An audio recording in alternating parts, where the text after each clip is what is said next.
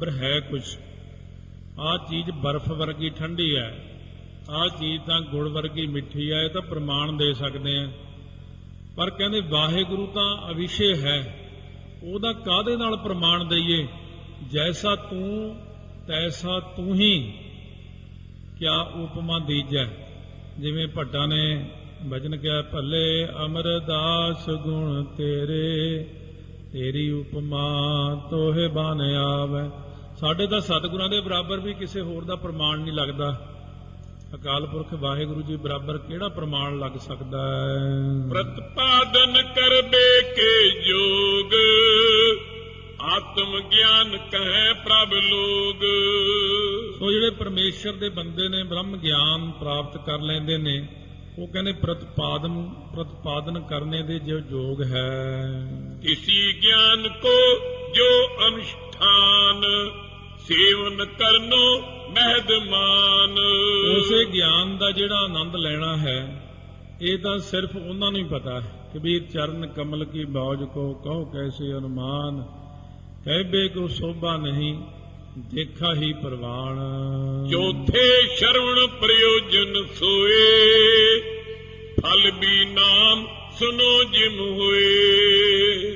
ਚੌਥਾ ਜਿਹੜਾ ਹੈ ਸ਼ਰਵਣ ਦਾ ਚਿੰਨ, ਉਹ ਹੈ ਪ੍ਰਯੋਜਨ। ਕਹਿੰਦੇ ਇਹਦਾ ਨਾਮ ਫਲ ਵੀ ਕਹਿੰਦੇ ਹਨ। ਇਹ ਦੋ ਨਾਮ ਨੇ ਇਹਦੇ, ਇੱਕ ਤਾਂ ਫਲ ਜਾਂ ਪ੍ਰਯੋਜਨ। ਇਉਂ ਜਾਣੋ ਗੁਰਮੁਖ ਨਾਦੰ ਗੁਰਮੁਖ ਵੇਦੰ। ਸੋ ਇਹ ਜਿਹੜਾ ਜਪਜੀ ਸਾਹਿਬ ਦੇ ਅੰਦਰ ਲਿਖਿਆ, ਗੁਰਮੁਖ ਨਾਦੰ ਗੁਰਮੁਖ ਵੇਦੰ। ਗੁਰਾ ਇੱਕ ਦੇ 부ਝਾਏ, ਸੋ ਗੁਰਾ ਇੱਕ ਦੇਹ 부ਝਾਏ ਵੇ ਭੇਦੰ। ਇਹ ਜਿਹੜਾ ਮੈਨੂੰ ਗੁਰਾਂ ਨੇ ਇੱਕ ਭੇਦ ਸਮਝਾ ਦਿੱਤਾ ਹੈ, ਕਿ ਗੁਰਾਂ ਨੇ ਮੈਨੂੰ ਇਹ ਭੇਦ ਜਿਹੜਾ ਹੈ ਐਸੇ ਸਮਝਾ ਦਿੱਤਾ ਹੈ। 부ਝਾਈ ਤੋਂ ਭਾਵ ਇਸ ਤਰ੍ਹਾਂ ਸਮਝਾ ਦਿੱਤਾ ਹੈ। ਨਿਤ ਸਤਿਗੁਰ ਕੀ ਸੇਵਾ ਕਰਨੇ, ਗੁਰ ਤੇ ਗਿਆਨ ਪ੍ਰਾਪਤੀ ਬਰਨੇ। ਗੁਰਾਂ ਨੇ ਮੈਨੂੰ ਸਮਝਾਇਆ ਕਿ ਨਿਤ ਸਤਿਗੁਰਾਂ ਦੀ ਸੇਵਾ ਕਰਨੀ ਹੈ। ਗੁਰਾਂ ਤੇ ਗਿਆਨ ਦੀ ਪ੍ਰਾਪਤੀ ਵਰਣਨ ਕੀਤੀ ਵੀ ਗੁਰਾਂ ਤੋਂ ਤੈਨੂੰ ਗਿਆਨ ਹੋਣਾ ਹੈ, ਕਿਉਂਕਿ ਹੋਰ ਕੋਈ ਤੈਨੂੰ ਸਮਝਾ ਨਹੀਂ ਸਕਦਾ। ਇਹ ਗੱਲ ਸਤਿਗੁਰੂ ਹੀ ਸਮਝਾ ਸਕਦੇ ਨੇ। ਗੁਰਾ ਇੱਕ ਦੇਹ 부ਝਾਈ, ਸਭਨਾ ਜੀਆਂ ਕਾ ਇੱਕ ਦਾਤਾ, ਸੋ ਮੈਂ ਵਿਸਰ ਨਾ ਜਾਈ। ਮੁਕਤ ਦੇਤੈ ਆਤਮ ਗਿਆਨ, ਇਤਿਆਦਕ ਜੈ ਕੀਨ ਬਖਾਨ। ਸੋ ਆਤਮਿਕ ਗਿਆਨ ਜਿਹੜਾ ਹੈ ਨਾ, ਉਹ ਮੁਕਤ ਦਿੰਦਾ ਹੈ। ਕਿਵੇਂ? ਜਿਵੇਂ ਕਹਿੰਦੇ ਸਾਚਾ ਸਾਹਿਬ ਸਾਚ ਤਾਏ ਭਾਖਿਆ ਭਾਉ ਅਪਾਰ, ਆਖੈ ਮੰਗੈ ਦੇਹ ਦੇ ਦਾਤ ਕਰੇ ਦਾਤਾਰ। ਫੇਰ ਕੇ ਅੱਗੇ ਰੱਖੀ ਹੈ ਜਿਤ ਦਿਸੈ ਦਰਬਾਰ, ਮੂੰਹੋਂ ਕੇ ਬੋਲਣ ਬੋਲੀ ਹੈ ਜਿਤ ਸੁਣ ਧਰੇ ਪਿਆਰ। ਅੰਮ੍ਰਿਤ ਵੇਲਾ ਸੱਚ ਨਾਉ ਵਡਿਆਈ ਵਿਚਾਰ, ਕਰਮੀ ਆਵੇ ਕੱਪੜਾ ਨਦਰੀ ਮੋਖ ਦੁਆਰ। ਉਹ ਕਹਿੰਦੇ ਮੁਕਤ ਦੇਤ ਹੈ ਆਤਮ ਗਿਆਨ। ਜਿਹੜਾ ਬੰਦੇ ਨੂੰ ਅੰਦਰ ਆਤਮਿਕ ਗਿਆਨ ਹੋ ਜਾਣਾ। ਪਹਿਲਾਂ ਇੰਨਾ ਕੁਝ ਕਹਿ ਚੁੱਕਿਆ ਆਪਾਂ ਆਤਮ ਗਿਆਨ ਬਾਰੇ, ਅਨਾਤਮ ਗਿਆਨ ਬਾਰੇ। ਜਦੋਂ ਆਤਮਿਕ ਗਿਆਨ ਹੋ ਜਾਂਦਾ, ਉਦੋਂ ਹੀ ਤਾਂ ਬ੍ਰਹਮ ਗਿਆਨ ਚਲਿਆ ਜਾਂਦਾ ਹੈ। ਕਹਿੰਦੇ ਆਤਮ ਗਿਆਨ ਹੀ ਬੰਦੇ ਨੂੰ ਮਾਇਆ ਤੋਂ, ਬੰਧਨਾਂ ਤੋਂ ਮੁਕਤ ਕਰਦਾ ਹੈ। ਪੰਚਮ ਅਰਥਵਾਦ ਸੁਨ ਲੱਛਣ, ਜੋ ਪਾਕਤ ਗਿਆਨ ਵਿਜਚਨ। ਕਹਿੰਦੇ ਜਿਵੇਂ ਅਰਥਵਾਦ ਦਾ ਲੱਛਣ ਸੁਣ। ਕਹਿੰਦੇ ਗਿਆਨ ਦੇ ਵਿੱਚ ਚਤੁਰਪੁਰਖ ਸਿਆਣੇ ਬੰਦੇ ਜਿਵੇਂ ਕਹਿੰਦੇ ਨੇ ਕਿ ਵਰਣਨ ਯੋਗ ਜੋ ਅਦੁੱਤੀ ਵਸਤੂ ਹੈ ਨਾ ਬ੍ਰਹਮ, ਤਾਂ ਉਸ ਗ੍ਰੰਥ ਵਿੱਚ ਉਸ ਦੀ ਉਸਤਤੀ ਹੋਵੇ। ਤਾਂ ਇਸ ਕਰਕੇ ਇਹਨੂੰ ਇਹ ਕਹਿੰਦੇ ਨੇ ਅਰਥਵਾਦ।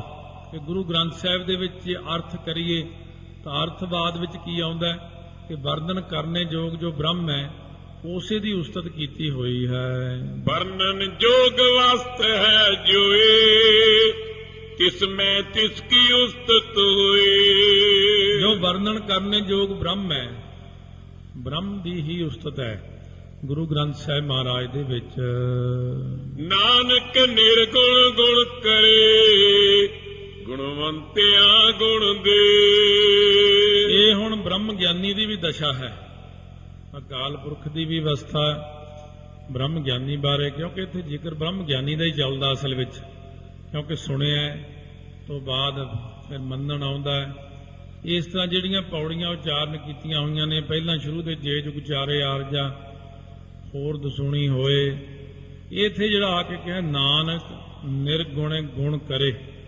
ਨਿਰਗੁਣੇ ਆਰਿਆਂ ਨੂੰ ਗੁਣ ਦੀ ਦਾਤ ਦਿੰਦੇ ਨੇ ਤੇ ਗੁਣਵੰਤਿਆਂ ਨੂੰ ਹੋਰ ਗੁਣ ਦੇ ਦਿੰਦੇ ਨੇ। ਇਹ ਬ੍ਰਹਮ ਗਿਆਨ ਹੈ। ਦੇਹਾ ਕੋਈ ਨ ਸੁਝੇ ਜੇ ਤਿਸ ਗੁਣ ਕੋਈ ਕਰੇ। ਉਹ ਜਿਹਾ ਹੁਣ ਕੋਈ ਨਹੀਂ ਸੁਝਦਾ ਸਾਹਮਣੇ ਜਿਹੜਾ ਸਤਿਗੁਰੂ ਦੇ ਉੱਤੇ ਪਰਉਪਕਾਰ ਕਰੇ, ਬ੍ਰਹਮ ਗਿਆਨੀ ਉੱਤੇ ਪਰਉਪਕਾਰ ਕਰੇ।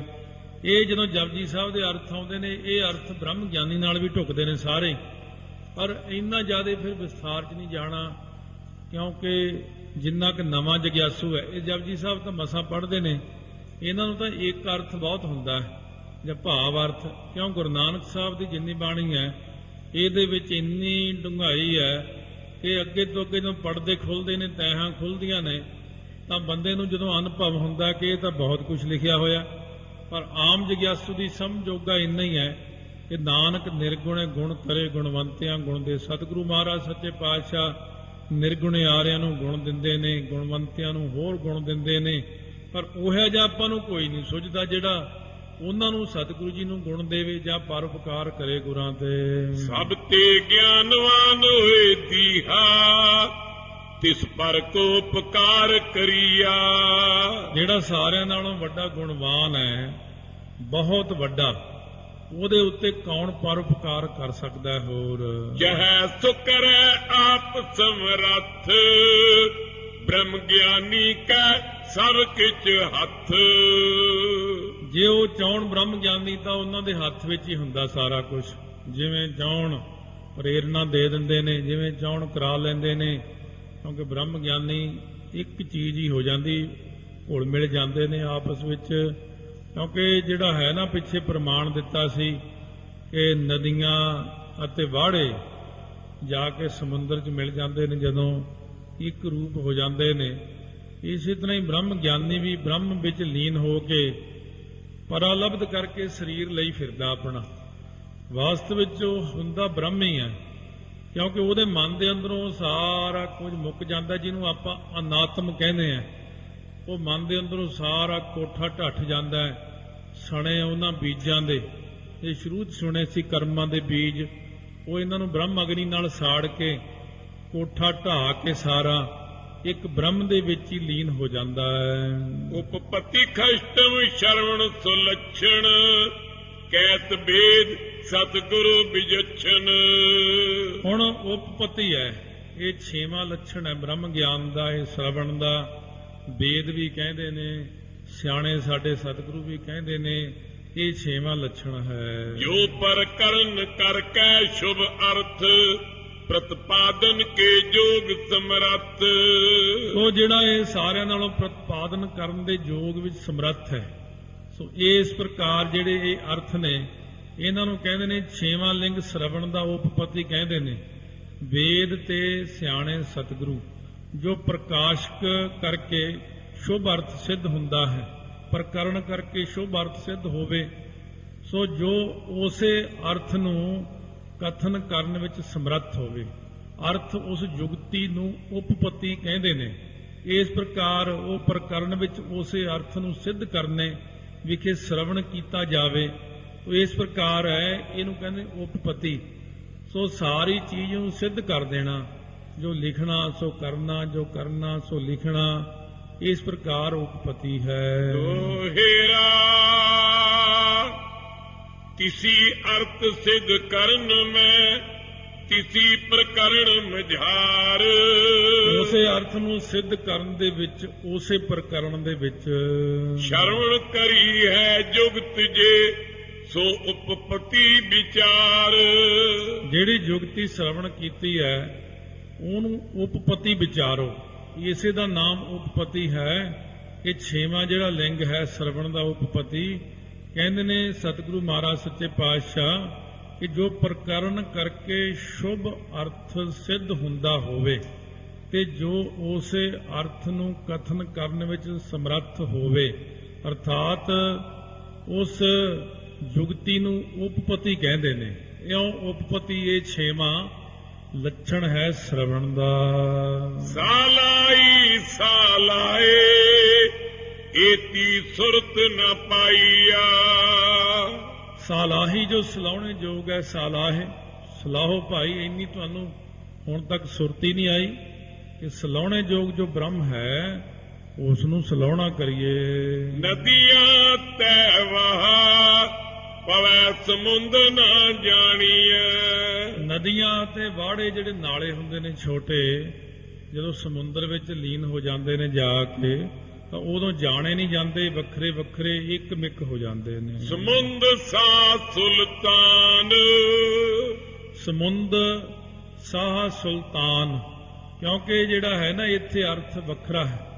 ਇੱਥੇ ਹੁਣ ਅੰਤਰੀ ਭਾਵ ਚ ਕਹਿੰਦੇ ਨੇ ਨਦੀਆਂ ਅਤੇ ਨਾਲੇ ਜਦੋਂ ਸਮੁੰਦਰ ਵਿੱਚ ਜਾ ਕੇ ਲੀਨ ਹੋ ਜਾਂਦੇ ਨੇ, ਉਹ ਜਿਹੜਾ ਸ਼ਾਹ ਸੁਲਤਾਨ ਸਮੁੰਦਰ ਹੈ ਉਹਦਾ ਹੀ ਰੂਪ ਹੋ ਜਾਂਦੇ ਨੇ।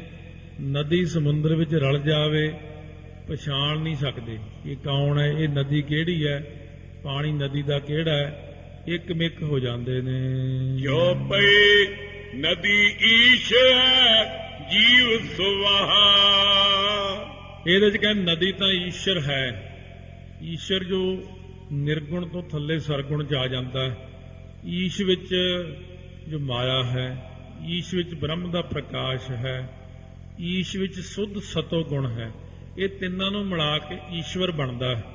ਉਹ ਇਹ ਜੋ ਨਦੀ ਈਸ਼ਵਰ ਹੈ, ਅਥਵਾ ਜੀਵ ਜਿਹੜਾ ਇਹ ਵਾੜਾ ਹੈ, ਨਾਲਾ ਹੈ ਛੋਟਾ ਜਿਹਾ ਪਾਣੀ ਦਾ, ਇਹ ਆ ਜਾ ਕੇ ਕਿੱਥੇ ਮਿਲਦੇ ਨੇ? ਦੋਨੋਂ ਮਿਲੇ ਉਦਤ ਬ੍ਰਹਮ ਮਹਾ। ਇਹ ਦੋਨੋਂ ਜਾ ਕੇ ਉਦਤ ਹੁੰਦਾ ਸਮੁੰਦਰ ਰੂਪੀ ਬ੍ਰਹਮ ਦੇ ਵਿੱਚ। ਜੀਵ ਤੇ ਈਸ਼ਵਰ, ਪਹਿਲਾਂ ਤਾਂ ਆਪਣੀ ਏਕਤਾ ਕਰਨੀ ਹੁੰਦੀ ਆਪਾਂ ਨੇ ਜੀਵ ਤੇ ਈਸ਼ਵਰ ਦੀ, ਫਿਰ ਉਹ ਗਾਹਾਂ ਜਾ ਕੇ ਮਿਲਦੇ ਨੇ ਬ੍ਰਹਮ ਦੇ ਵਿੱਚ। ਇਸ ਤਰ੍ਹਾਂ ਕਹਿੰਦੇ ਨੇ ਇੱਕ ਰੂਪ ਹੋ ਜਾਂਦੇ ਹਨ। ਨਾਮ ਨਦੀ ਵਾਹਾ ਮਿਟ ਜਾਏ। ਇਹਦਾ ਨਾਂ ਨਦੀ ਹੈ, ਇਹਦਾ ਨਾਂ ਵਾਹਾ ਹੈ, ਨਾਲਾ ਹੈ। ਇਹ ਦੋਨੋਂ ਗੱਲਾਂ ਉੱਥੇ ਜਾ ਕੇ ਮਿਟ ਜਾਂਦੀਆਂ। ਤਿਵਹੀ ਈਸ਼ ਜੀਵ ਨਰਾਏ। ਉਸੇ ਪ੍ਰਕਾਰ ਹੀ ਨਾ ਉੱਥੇ ਈਸ਼ਵਰ ਰਹਿੰਦਾ ਨਾ ਜੀਵ ਰਹਿੰਦਾ, ਉੱਥੇ ਕੇਵਲ ਬ੍ਰਹਮ ਹੈ। ਸਿੰਧ ਰੂਪ ਬਨ ਸਿੰਧ ਕਹਾਵੇਂ। ਕਿਉਂਕਿ ਉਹ ਸਮੁੰਦਰ ਦਾ ਰੂਪ ਹੋ ਕੇ ਸਮੁੰਦਰ ਹੀ ਕਹਾਉਂਦੇ, ਜੋ ਸਮੁੰਦਰ ਵਿੱਚ ਲੀਨ ਹੋ ਕੇ ਜਾ ਕੇ। ਤਾਈਓ ਲਿਖਿਆ ਨਾਨਕ ਬ੍ਰਹਮ ਗਿਆਨੀ ਆਪ ਪਰਮੇਸ਼ਰ। ਉਹ ਪਰਮੇਸ਼ਰ ਜਿਹੜਾ ਹੈ ਨਾ, ਕਈ ਇਸ ਅਰਥ ਨੂੰ ਉਲਟ ਢੰਗ ਨਾਲ ਲਾਉਂਦੇ ਨੇ ਕਿ ਆਪ ਬ੍ਰਹਮ ਗਿਆਨੀ, ਜਿਹੜਾ ਆਖੇ ਪਰਮੇਸ਼ਰ ਆਪ ਹੀ ਬ੍ਰਹਮ ਗਿਆਨੀ ਹੈ, ਉਹਨੂੰ ਕੀ ਲੋੜ ਹੈ? ਉਹਨੂੰ ਬ੍ਰਹਮ ਗਿਆਨੀ ਬਣਨੀ ਹੈ, ਉਹਦਾ ਦਰਜਾ ਛੋਟਾ ਕਰੀ ਜਾਂਦੇ ਤੁਸੀਂ। ਉਹ ਖੁਦ ਬ੍ਰਹਮ ਹੈ, ਉਹਨੂੰ ਆਪਾਂ ਬ੍ਰਹਮ ਗਿਆਨੀ ਨਹੀਂ ਬਣਾ ਸਕਦੇ। ਬ੍ਰਹਮ ਗਿਆਨੀ ਦਾ ਦਰਜਾ ਤਾਂ ਉਦੋਂ ਥੱਲੇ ਆ ਜਾਣਾ। ਬ੍ਰਹਮ ਗਿਆਨੀ ਤਾਂ ਥੱਲਿਓਂ ਸ਼ੁਰੂ ਹੋ ਕੇ ਉੱਪਰ ਸ਼ਰਵਣ ਆ ਪਹਿਲਾਂ ਆਇਆ ਸੀਗਾ, ਜਿਹੜਾ ਵਿਰਾਗ, ਵਿਵੇਕ, ਖੜ ਸੰਮਤੀ, ਮੋਖ ਇੱਛਾ, ਸ਼ਰਵਣ, ਮੰਨਣ, ਨਿਧਿਆਸਣ, ਸਾਖਿਆਤ, ਲੀਨਤਾ, ਤਾਂ ਜਾ ਕੇ ਕਿਤੇ ਉੱਥੇ ਬ੍ਰਹਮ ਗਿਆਨ ਹੁੰਦਾ ਹੈ। ਤੇ ਆਪਾਂ ਕਹੀਏ ਕਿ ਪਰਮਾਤਮਾ ਜਿਹੜਾ ਸਮੁੰਦਰ ਕਦੇ ਆਇਆ ਇੱਥੇ? ਸਮੁੰਦਰ ਕਦੇ ਆ ਕੇ ਨਦੀ 'ਚ ਤਾਂ ਨਹੀਂ ਮਿਲਦਾ ਹੈ ਕਿ ਸਮੁੰਦਰ ਆ ਕੇ ਕਿਸੇ ਛੱਪੜ ਵਿੱਚ ਮਿਲ ਗਿਆ, ਇਹ ਨਹੀਂ ਹੈ। ਇਹ ਸਾਰੀਆਂ ਨਦੀਆਂ ਤੇ ਨਾਲੇ ਸਮੁੰਦਰ ਵਿੱਚ ਜਾ ਕੇ ਲੀਨ ਹੁੰਦੇ ਨੇ। ਸੋ ਇਸ ਕਰਕੇ ਨਾਨਕ ਬ੍ਰਹਮ ਗਿਆਨੀ ਆਪ ਪਰਮੇਸ਼ਰ, ਬ੍ਰਹਮ ਗਿਆਨੀ ਆਪ ਪਰਮੇਸ਼ਰ ਰੂਪ ਹੀ ਹੋ ਜਾਂਦਾ ਹੈ। ਤਥਾ ਬ੍ਰਹਮ ਸੋ ਦ્વੈ ਮਿਲ ਜਾਵੇਂ। ਉਸੇ ਪ੍ਰਕਾਰ ਬ੍ਰਹਮ ਦੇ ਨਾਲ ਇਹ ਦੋਵੇਂ ਜਾ ਕੇ ਮਿਲ ਜਾਂਦੇ ਹਨ। ਕੋਟ ਯਤਨ ਤੇ ਨਿਆਰੇ ਹੋਏ ਨਾ। ਕਹਿੰਦੇ ਹੁਣ ਕਰੋੜਾਂ ਯਤਨ ਕਰ ਲਓ, ਵੱਖਰੇ ਕਰ ਦਈਏ ਇਹਨਾਂ ਨੂੰ। ਕਹਿੰਦੇ ਇਹ ਵੱਖਰੇ ਨਹੀਂ ਹਨ, ਇੱਕੋ ਹੀ ਰੂਪ ਹੈ। ਮਿਲੇ ਵਿਭੇਦ ਸਕੈ ਕਰ ਕੋਈ ਨਾ। ਕੋਈ ਇਹਨਾਂ ਨੂੰ ਵੱਖਰੇ ਵੱਖਰੇ ਨਹੀਂ ਕਰ ਸਕਦਾ। ਮਹਾਰਾਜ ਛੇਵੇਂ ਪਾਤਸ਼ਾਹ ਅੱਗੇ ਜਾ ਕੇ ਸ਼ਹਿਦ ਰੱਖ ਦਿੱਤਾ। ਮਹਾਰਾਜ ਬੜਾ ਕੀਮਤੀ ਸ਼ਹਿਦ, ਤਾਜ਼ਾ ਸ਼ਹਿਦ, ਕਈ ਉਪਮਾ ਕਰਕੇ ਕੱਪੜਾ ਖੋਲਿਆ ਉੱਪਰੋਂ ਬਰਤਨ ਦੇ, ਕੀੜੇ ਵੱਡੇ ਵੱਡੇ ਕੁਰਬਲ ਕੁਰਬਲ ਕਰਦੇ ਫਿਰਨ। ਮਹਾਰਾਜ ਕਹਿੰਦੇ ਇਹ ਤਾਜ਼ਾ ਸ਼ਹਿਦ ਆ ਜਾਂ ਪੁਰਾਣਾ ਸ਼ਹਿਦ? ਮਹਾਰਾਜ ਲਿਆਂਦਾ ਤਾਂ ਤਾਜ਼ਾ ਹੀ ਜੋ ਕਿ ਹੈ। ਸੋ ਸਤਿਗੁਰੂ ਕਹਿੰਦੇ ਜਿੱਥੇ ਮੰਗਿਆ ਸੀ ਭਾਈ ਕੱਟੂ ਦੀ ਜ਼ੁਬਾਨ ਤੇ ਬਹਿ ਕੇ, ਉੱਥੇ ਤਾਂ ਦਿੱਤਾ ਨਹੀਂ ਮੈਨੂੰ, ਹੁਣ ਤੁਸੀਂ ਦਿੰਦੇ ਹੋ। ਉਹ ਭਾਈ ਕੱਟੂ ਵਿੱਚ ਮੈਂ ਹੀ ਬੈਠਾ ਹਾਂ। ਸਿਰਫ ਦੇਖਣ ਨੂੰ ਕੱਟੂ ਦਾ ਬਾਹਰਲਾ ਸਰੂਪ ਹੈ, ਉਹਦੇ ਵਿੱਚ ਮੈਂ ਆਪ ਹੀ ਬੈਠਾ। ਕਿਉਂਕਿ ਉਹ ਸਮੁੰਦਰ ਵਿੱਚ ਲੀਨ ਹੋ ਚੁੱਕਿਆ ਹੈ। ਇਸ ਕਰਕੇ ਭਾਈ ਵਿਧੀ ਚੰਦ ਨੂੰ ਕਹਿੰਦੇ ਇਹ ਮੇਰਾ ਹੀ ਰੂਪ ਹੈ, ਬਾਹਰੋਂ ਦੇਖਣ ਨੂੰ ਵਿਧੀ ਚੰਦ ਹੈ ਪਰ ਅੰਦਰੋਂ ਮੇਰੇ ਵਿੱਚ ਲੀਨ ਹੋ ਚੁੱਕਿਆ ਹੈ। ਇਸ ਕਰਕੇ ਕਹਿੰਦੇ ਨੇ ਜਦੋਂ ਬ੍ਰਹਮ ਗਿਆਨੀ ਪਰਮੇਸ਼ਰ ਰੂਪ ਹੋ ਜਾਂਦਾ ਹੈ, ਕੋਈ ਨਾ ਸਕੈ ਭਿੰਨ ਕਰ ਬਲਰਾਮ ਜੀਓ, ਉਹਨੂੰ ਕੋਈ ਫਿਰ ਵੱਖਰਾ ਨਹੀਂ ਕਰ ਸਕਦਾ। ਉਹ ਆਪਾਂ ਦੁਨੀਆ ਦੇ ਲੋਕ ਆ ਜਿਹੜੇ ਵਿਚਾਰੇ ਐਵੇਂ ਰੋਟੀ ਪਾਣੀ ਮਗਰ ਦੌੜੇ ਫਿਰਦੇ ਆ, ਕੱਪੜੇ ਲੀੜੇ ਦੀ ਫਿਕਰ ਪਈ ਆ, ਆਪਣੀ ਅਵਸਥਾ ਬਹੁਤ ਨੀਵੀਂ ਜੀ ਹੁੰਦੀ ਆ ਔਰ ਆਪਾਂ ਗੱਲ ਕਰਦੇ ਹੁੰਦੇ ਆ ਬੜੀ ਵੱਡੀ। ਐਦਾਂ ਦੀਆਂ ਫਾਲਤੂ ਗੱਲਾਂ ਦੀ ਆਪਾਂ ਨੂੰ ਵੈਸੇ ਲੋੜ ਨਹੀਂ ਹੈ, ਕਿਉਂਕਿ ਆਪਾਂ ਜਦੋਂ ਗੱਲ ਜਿਹੜੀ ਕਰਨੀ ਹੈ, ਜੇ ਵਿਦਿਆਰਥੀ 5ਵੀਂ ਕਲਾਸ ਦਾ ਉਹ ਐਮਏ ਦੀ ਕਿਤਾਬ ਨਾ ਚੱਕੇ ਤਾਂ ਚੰਗਾ ਹੀ ਰਹੇਗਾ, ਉਹ ਨਾ ਹੀ ਉਹਦਾ ਪ੍ਰਕਰਣ ਛੇੜੇ, ਜਿੰਨੀ ਕੁ ਆਪਾਂ ਨੂੰ ਸੋਝੀ ਆਪਾਂ ਉਨੀ ਗੱਲ ਕਰੀਏ।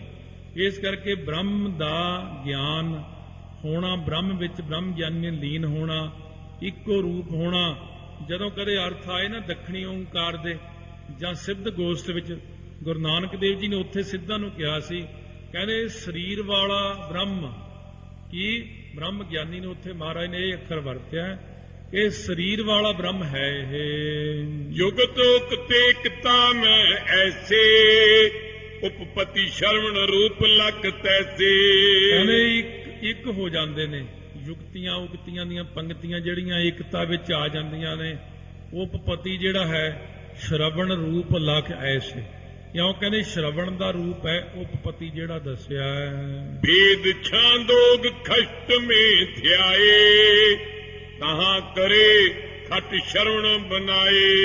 ਉੱਥੇ ਵੇਦ ਦੇ ਵਿੱਚ ਉਚਾਰਨ ਕੀਤੇ ਨੇ, ਛਾਂਦੋਗ ਉਪਨਿਸ਼ਦ ਜਿਹੜੀ ਆ ਨਾ ਵੇਦਾਂ ਦੇ ਵਿੱਚ, ਉੱਥੇ ਇਹ 6 ਲੱਛਣ ਸ਼ਰਵਣ ਦੇ। ਇਹ ਰਾਮਚੰਦਰ ਜਿਹੜੇ ਗੁਰੂ ਹੋਏ ਨੇ ਵਸ਼ਿਸ਼ਟ ਮੁਨੀ ਜੀ, ਉਹਨਾਂ ਨੇ ਇਹ ਅਧਿਆਤਮਕ ਰਮਾਇਣ ਹੈ ਇੱਕ, ਉਹਨੂੰ ਆਮ ਬੰਦਾ ਨਹੀਂ ਪੜ੍ਹਦਾ, ਲੋਕੀ ਤੇ ਬਸ ਰਮਾਇਣ ਪੜ੍ਹ ਕੇ ਹੀ ਖੁਸ਼ ਹੋ ਜਾਂਦੇ, ਰਮਾਇਣ ਪੜ੍ਹ ਲਈ ਮੈਂ, ਰਾਮ ਲੀਲਾ ਦੇਖ ਲਈ। ਅਸਲ ਜਿਹੜੀ ਰਾਮ ਦੀ ਲੀਲਾ ਨਾ, ਨਿਰਗੁਣ ਰਾਮ ਦੀ ਲੀਲਾ, ਉਹ ਅਧਿਆਤਮਕ ਰਮਾਇਣ ਵਿੱਚ ਹੈ। ਅਧਿਆਤਮਕ ਰਮਾਇਣ ਉਹੀ ਜੀ ਹੋਈ ਹੈ ਜਿਵੇਂ ਪਿੱਛੇ ਆ ਸਾਰਾ ਪ੍ਰਸੰਗ ਆਇਆ ਸੀ, ਆਪਾਂ ਕਹਿੰਦੇ ਜੀ ਮੇਰੀ ਤਾਂ ਸਮਝ ਤੋਂ ਹੀ ਬਾਹਰ ਹੈ ਇਹ। ਅਧਿਆਤਮਕ ਰਮਾਇਣ ਡੂੰਘੀ ਬੜੀ ਹੈ, ਉਹਨੂੰ ਤਾਂ ਕੋਈ ਛੇਤੀ ਕੀਤੇ ਹੱਥ ਹੀ ਨਹੀਂ ਲਾਉਂਦਾ, ਇਹ ਤਾਂ ਬੜੀ ਔਖੀ ਹੈ ਜੀ ਪੜ੍ਹਨੀ, ਪਰ ਅਸਲ ਵਿੱਚ ਸਾਰੀਆਂ ਇਹ ਚੀਜ਼ਾਂ ਉੱਥੇ ਹੀ ਦਿੱਤੀਆਂ ਹੋਈਆਂ ਨੇ। ਸੋ ਜਪ ਜੀ ਮੈਂ ਗੁਰੂ ਦਿਖਾਏ, ਸ਼ਰਵਣ ਪੌੜੀਆਂ 4 ਬਣਾਏ। ਗੁਰੂ ਨਾਨਕ ਦੇਵ ਜੀ ਨੇ ਕਲਯੁਗ ਦਾ ਸਮਾਂ ਜਾਣ ਕੇ ਸਾਰਾ ਕੁਝ ਸੌਖਾ ਕਰ ਦਿੱਤਾ ਹੈ। ਉਹਨਾਂ ਨੇ ਇਹਨੂੰ ਸਿੱਧਾ ਸਿੱਧਾ ਲੈ ਸੁਣਿਆ, ਸਿੱਧ ਪੀਰ ਸੁਰਨਾਥ ਸੁਣਿਆ, ਧਰ ਤਬਲਾ ਆਕਾਸ਼ ਕਰਕੇ ਸਾਰਾ ਕੁਝ ਸੌਖਾ ਬਣਾਤਾ।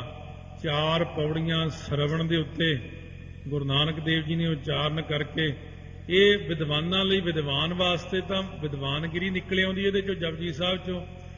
ਸਧਾਰਨ ਮਨੁੱਖ ਲਈ ਸਧਾਰਨ ਗੱਲ, ਦੋਨਾਂ ਪਾਸਿਆਂ ਦਾ ਹੀ ਸਰਦਾ ਜਾਂਦਾ ਹੈ। ਜੇ ਕੋਈ ਇਹਨੂੰ ਬਹੁਤ ਵਿਦਵਾਨ ਪੜ੍ਹੇ ਤਾਂ ਉਹਦੇ ਲਈ ਤੇ ਉਹ ਕਹੂਗਾ ਬੱਲੇ ਬੱਲੇ, ਮਹਾਰਾਜ ਨੇ ਇੰਨਾ ਡੂੰਘਾ ਲਿਖਿਆ, ਤੇ ਸਧਾਰਨ ਬੰਦੇ ਲਈ ਸਧਾਰਨ ਗੱਲ ਹੈ। ਇਸ ਕਰਕੇ ਸਧਾਰਨ ਨੂੰ ਸਧਾਰਨ ਤੌਰ ਤੇ ਸਮਝ ਪੈ ਜਾਂਦੀ ਹੈ।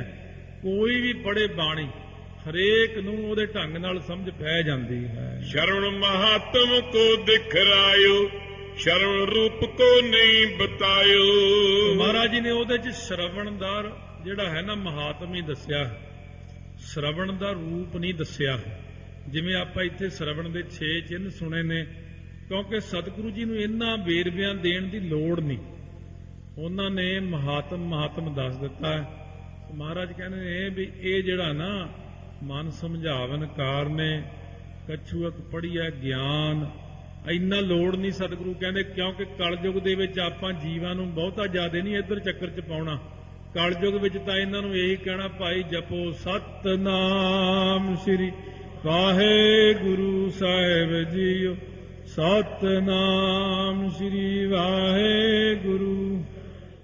ਖਟ ਰੂਪ ਪ੍ਰਗਟ ਦਿਖਰਾਏ, ਸਿੱਖ ਮਮੁਖੀ ਕੋ ਸਮਝਾਏ।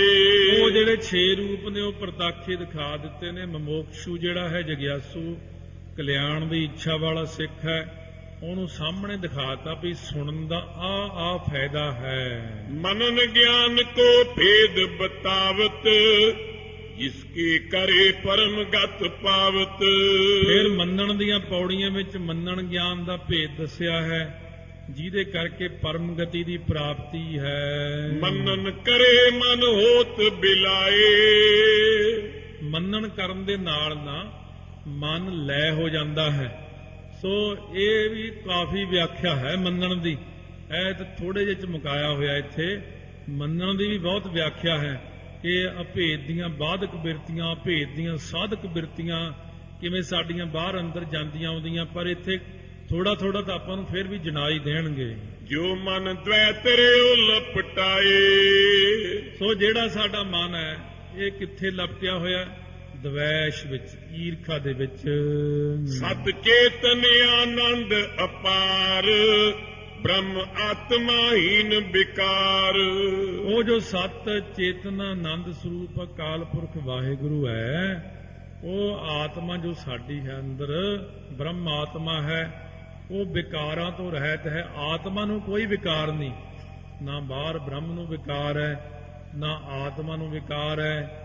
ਵਿਕਾਰ ਤਾਂ ਬੰਦਾ ਆਪ ਕਰਦਾ ਹੈ, ਮਨ ਕਰਕੇ ਵਿਕਾਰੀ ਹੈ, ਬੁੱਧੀ ਵਿਕਾਰਾਂ ਵਿੱਚ ਹੈ, ਇਹਦੀ ਇੰਦਰੀਆਂ ਵਿਕਾਰਾਂ ਵਿੱਚ ਨੇ, ਪਰ ਆਤਮਾ ਨਿਰਲੇਪ ਬੈਠਾ ਹੈ। ਇੱਕ ਰਸ ਸਦਾ ਬਾਲਨ ਤਰਨ, ਉਹ ਇੱਕ ਰਸ ਰਹਿੰਦਾ ਬ੍ਰਹਮ ਆਤਮਾ, ਬ੍ਰਹਮ ਵੀ, ਕਿਉਂਕਿ ਨਾ ਇਹ ਬੁੱਢਾ, ਨਾ ਇਹ ਬਾਲਾ, ਨਾ ਇਸ ਦੁੱਖ ਨਹੀਂ ਜਮ ਜਾਲਾ।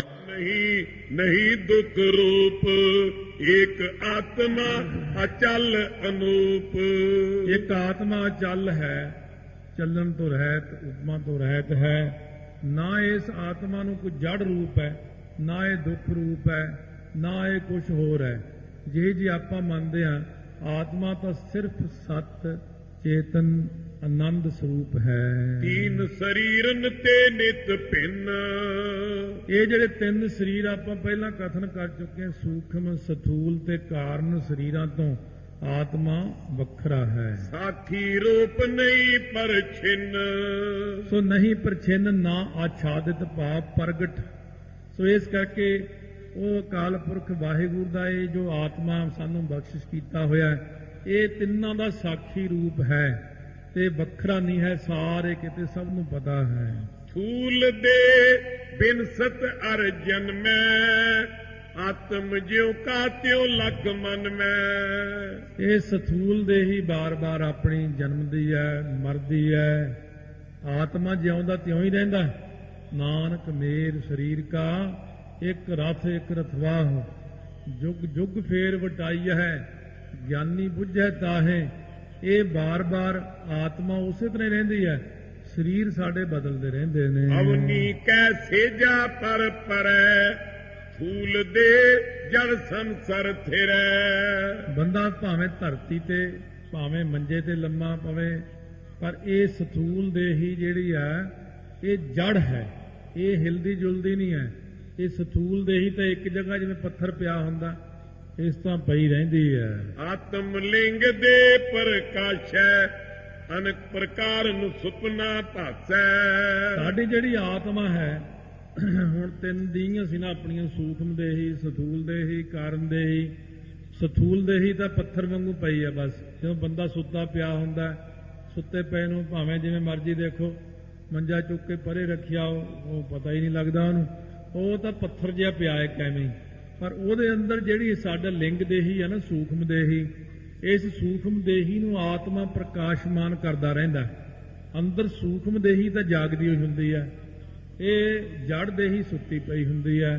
ਫਿਰ ਇਹਦੇ ਅੰਦਰ ਇਹ ਸੁਪਨਾ ਪੈਦਾ ਕਰ ਦਿੰਦਾ ਹੈ। ਸੁਪਨੇ ਕੇਰ ਪਦਾਰਥ ਭਾਰੇ, ਹਰ ਸੁਪਨੇ ਪ੍ਰਕਾਸ਼ੈ ਸਾਰੇ।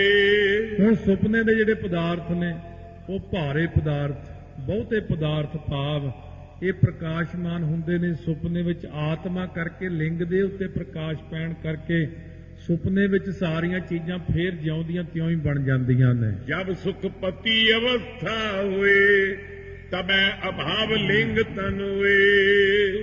ਕਹਿੰਦੇ ਜਦੋਂ ਸੁਖੋਪਤ ਅਵਸਥਾ ਆਉਂਦੀ, ਜਿੱਥੇ ਆਪਾਂ ਕਹਿੰਦੇ ਆ ਮੈਨੂੰ ਕੋਈ ਸੁਪਨਾ ਹੀ ਨਹੀਂ ਆਇਆ, ਅੱਜ ਇੰਨੀ ਗੂੜੀ ਨੀਂਦ ਆ ਗਈ, ਤਬੈ ਅਭਾਵ ਲਿੰਗ ਤਨ ਹੋਏ। ਉਦੋਂ ਜਿਹੜਾ ਆਪਣਾ ਸੂਖਮ ਸਰੀਰ ਹੁੰਦਾ ਨਾ, ਇਹਦਾ ਵੀ ਅਭਾਵ ਹੋ ਜਾਂਦਾ ਹੈ, ਭਾਵ ਇਹ ਵੀ ਖਤਮ ਹੋ ਜਾਂਦਾ ਹੈ। ਇਹ ਜਿਹੜੀ ਬਾਹਰਲੀ ਜਿਵੇਂ ਸਰੀਰ ਹੈ ਨਾ ਆਪਣਾ, ਜੜ ਪੱਥਰ ਵਰਗਾ ਹੈ, ਲੰਮਾ ਪਿਆ ਹੈ, ਲੋਕੀ ਕੋਈ ਬੁਲਾ ਕੇ ਤੁਰ ਜਾਂਦਾ, ਕੋਈ ਹਿਲਾ ਕੇ ਤੁਰ ਜਾਂਦਾ, ਕਹਿੰਦੇ ਮੁਰਦੇ ਵਾਂਗੂ ਪਿਆ, ਪੱਥਰ ਜਿਹਾ ਉੱਥੇ ਬੰਦਾ ਪਿਆ। ਪਰ ਲਿੰਗ ਸਰੀਰ ਜਿਹੜਾ ਉਹਦੇ ਉੱਤੇ ਆਤਮਾ ਦਾ ਪ੍ਰਕਾਸ਼ ਪੈਣ ਕਰਕੇ ਸੁਪਨਾ ਆਈ ਜਾਂਦਾ ਹੈ।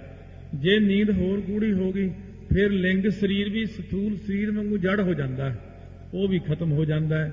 ਉੱਥੇ ਜਾ ਕੇ ਪਰ ਫਿਰ ਆਤਮਾ ਤਾਂ ਹਲੇ ਉਸੇ ਤਰ੍ਹਾਂ ਹੀ, ਕਿਉਂਕਿ ਆਤਮਾ ਤਾਂ ਸੌਂਦੀ ਨਹੀਂ, ਆਤਮਾ ਤਾਂ ਜਾਗਰਤ ਹੀ ਰਹਿੰਦੀ ਹੈ।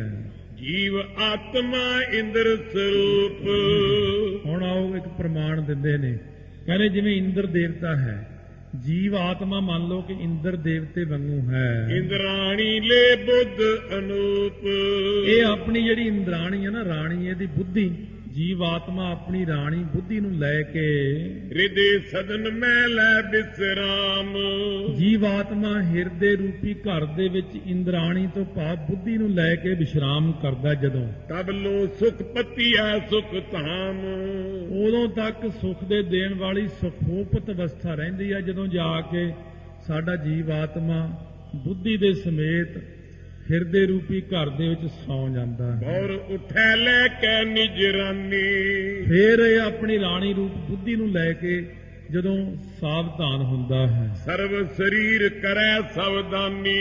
ਫਿਰ ਇਹ ਸਰੀਰ ਨੂੰ ਸਾਵਧਾਨ ਕਰਦਾ, ਤਾਂ ਆਪਣੇ ਹੱਥ ਪੈਰ ਜੇ ਹਿਲਦੇ ਨੇ, ਸੁਰਤ ਜੀ ਆਉਂਦੀ ਹੈ, ਕਾਂ ਚਿੜੀਆਂ ਬੋਲਣ ਲੱਗੇ, ਆਮ ਬੰਦਾ ਕਾਂ ਚਿੜੀਆਂ ਦੀ ਆਵਾਜ਼ ਨਾਲ ਉੱਠਦਾ, ਇਸ ਪ੍ਰਕਾਰ ਗੁਰਮੁਖ ਸਪੀਕਰ ਦੀ ਆਵਾਜ਼ ਨਾਲ ਉੱਠਦੇ ਨੇ। ਹੌਲੀ ਜਾਣੇ ਫਿਰ ਸਾਰੇ ਸਰੀਰ ਨੂੰ ਸੁਚੇਤ ਕੌਣ ਕਰ ਦਿੰਦਾ ਹੈ? ਆਤਮਾ ਹੀ ਤਾਂ ਕਰਦੀ ਹੈ, ਆਤਮਾ ਹੀ ਇਹਨੂੰ ਸਮਾ ਦਿੰਦੀ ਹੈ। ਇਸ ਕਰਕੇ ਸਾਡਾ ਸਿੱਧਾ ਸੰਬੰਧ ਆਤਮਾ ਨਾਲ ਹੈ। ਆਤਮਾ ਨਾਲ ਆਪਣੀ ਗੱਲ ਸਿਮਰਨ ਰਾਹੀਂ ਬਣਾ ਕੇ ਰੱਖੀਏ। ਪਹਿਲੇ ਪਹਿਰੇ ਫੁੱਲੜਾ ਫਲ ਪੇ ਪੱਛਾ ਰਾਤ, ਜੋ ਜਾਗਨ ਲਹਨ ਸੇ ਸਾਈਂ ਕੰਨੋਂ ਦਾਤ। ਜਾਗਰਤ ਅਵਸਥਾ ਕੋ ਜਬ ਪਾਏ, ਗਹਿ ਵਿਸ਼ੈ ਕੋ ਸਹਿਜ ਸੁਭਾਏ। ਜਦੋਂ ਇਹ ਜਾਗਰਤ ਅਵਸਥਾ ਵਿੱਚ ਆਉਂਦਾ ਹੈ, ਆਤਮਾ ਹੀ ਅੰਦਰੋਂ ਜਗਾ ਦਿੰਦੀ ਹੈ ਇਹਨੂੰ, ਸਰੀਰ ਨੂੰ। ਦੇਖੋ ਕਿਵੇਂ ਨੀਂਦ ਆ ਜਾਂਦੀ ਆਪਾਂ ਨੂੰ, ਜੜ ਸਰੀਰ ਵਾਂਗੂ ਮੁਰਦਾ ਜਿਹਾ ਹੋ ਕੇ ਪੈ ਜਾਂਦਾ ਬੰਦਾ। ਸੁੱਤਾ ਮੋਇਆ ਇੱਕ ਬਰਾਬਰ ਪਾਣੀ, ਇਹ ਕਹਾਵਤ ਹੈ। ਤੋ ਇਸ ਪ੍ਰਕਾਰ ਫਿਰ ਸੁਪਨਾ ਆਇਆ, ਲਿੰਗ ਦੇਹੀ ਨੂੰ ਪ੍ਰਕਾਸ਼ ਕੀਤਾ ਆਤਮਾ ਨੇ। ਜਦੋਂ ਲਿੰਗ ਦੇਹੀ ਵੀ ਸੌਂ ਜਾਂਦੀ ਹੈ ਤਾਂ ਆਤਮਾ ਜਿਹੜੀ ਹੈ ਇਹ ਬੁੱਧੀ ਨੂੰ ਲੈ ਕੇ ਹਿਰਦੇ ਵਿੱਚ ਬਿਰਾਜਮਾਨ ਹੋ ਜਾਂਦੀ ਹੈ, ਉਦੋਂ ਸੁਖੋਪਤ ਅਵਸਥਾ ਵਿੱਚ ਚਲਾ ਜਾਂਦਾ ਹੈ। ਜਦੋਂ ਇਹ ਹਿਰਦੇ ਵਿੱਚ ਸੁਖੋਪਤ ਅਵਸਥਾ ਤੋਂ ਜਦੋਂ ਹਿਰਦੇ ਚੋਂ ਬੁੱਧੀ ਨੂੰ ਲੈ ਕੇ ਬਾਹਰ ਆਇਆ ਆਤਮਾ, ਇਹਨੇ ਲਿੰਗ ਸਰੀਰ ਨੂੰ ਸਾਵਧਾਨ ਕੀਤਾ, ਥੋੜੀ ਜੀ ਸੁਰਤ ਜੀ ਆਈ, ਹੁਣ ਫਿਰ ਸਰੀਰ ਨੂੰ ਸਾਵਧਾਨ ਕਰ ਦਿੱਤਾ, ਹੁਣ ਉੱਠ ਕੇ ਬੈਠਾ ਹੋ ਗਿਆ। ਤੋ ਇਸ ਕਰਕੇ ਕਹਿੰਦੇ ਇਹ ਸਾਰਾ ਕੰਮ ਕੌਣ ਕਰਦਾ ਹੈ? ਸਾਡੇ ਅੰਦਰ ਇਹ ਸਾਰਾ ਆਤਮਾ ਹੀ ਕਰਦਾ ਹੈ। ਲਹੈ ਸਥਿਰਤਾ ਲੋਚਨ ਦਾਏ, ਬੁੱਧ ਇੰਦਰਾਣੀ ਥਿਰਵੈ ਬਾਏ। ਇਹ ਸਥਿਰਤਾ ਲੈਂਦੀ ਆ ਸਾਡੀ ਆਤਮਾ ਸੱਜੀ ਅੱਖ ਦੇ ਵਿੱਚ। ਬੁੱਧ ਇੰਦਰਾਣ